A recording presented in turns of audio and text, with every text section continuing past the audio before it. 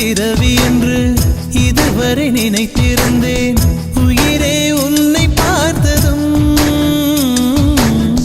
உலகே புதியதானதே.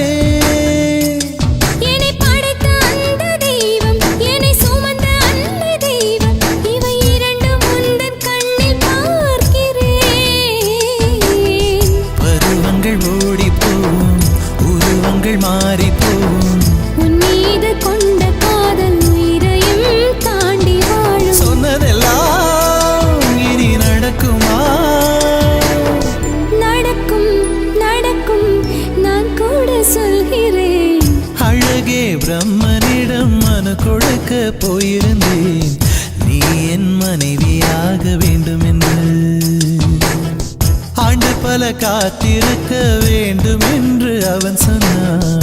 ஆயுள் வரை காத்திருப்பேன் என்று நானும்